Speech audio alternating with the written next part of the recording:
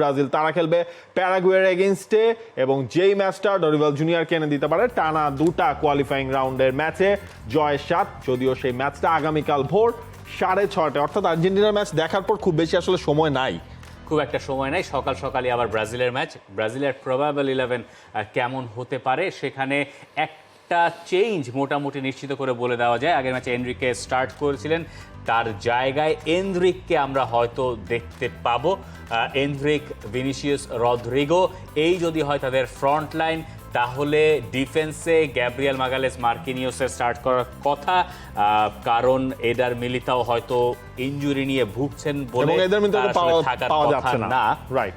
ব্রাজিলের ক্ষেত্রে যে ব্যাপারগুলো আগের ম্যাচ শেষেও ছিল সেগুলো এখনো সত্যিই আছে।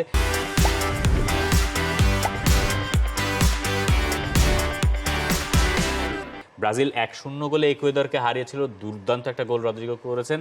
কিন্তু ব্রাজিলের ছন্দটা ফিরতে হবে।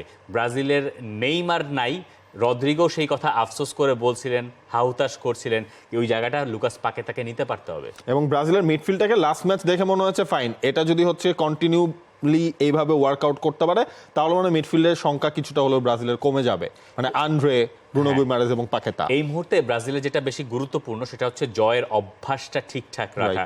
আর প্যারাগুয়ে তো আগের ম্যাচে উরুগুয়ের সঙ্গে ড্র করেছে, যারা যেই উরুগুয়েকে আপনি আসলে সেরা উরুগুয়ে বলবেন না, কারণ তাদের বেশ কিছু প্লেয়ার ওই ঘটনার পরে কোপা আমেরিকায় মারামারির পরে সাসপেন্ডেড ছিলেন।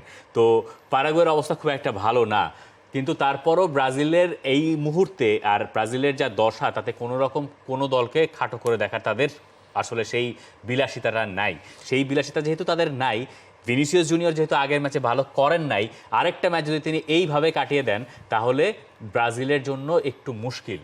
তবে এই ম্যাচের আগে একটা বিগ স্টেটমেন্ট দিয়েছেন ডরিভাল জুনিয়র। তিনি বলেছেন 2026 বিশ্বকাপের ফাইনাল খেলবে ব্রাজিল, সেটা 2 বছর পর যেন সবাই যেন মিলিয়ে নেয়। আসলেই বলেছেন এক্স্যাক্টলি, এবং সেটা এই ম্যাচের আগে বলেছেন। দেখা যাক ডরিভাল জুনিয়রের সেই কনফিডেন্স লেভেলটা এই ম্যাচে কতটুকু ইন্সপায়ার করতে পারে।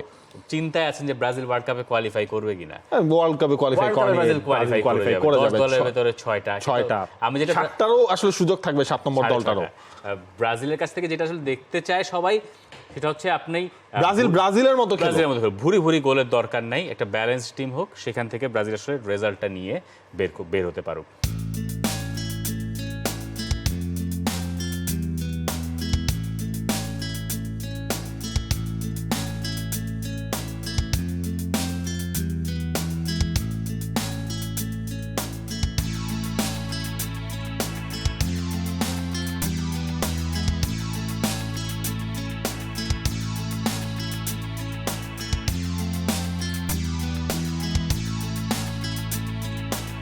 For more updates, subscribe to our YouTube channel and click on the bell icon.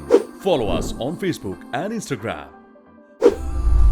Download T-Sports app to enjoy exciting games and highlights.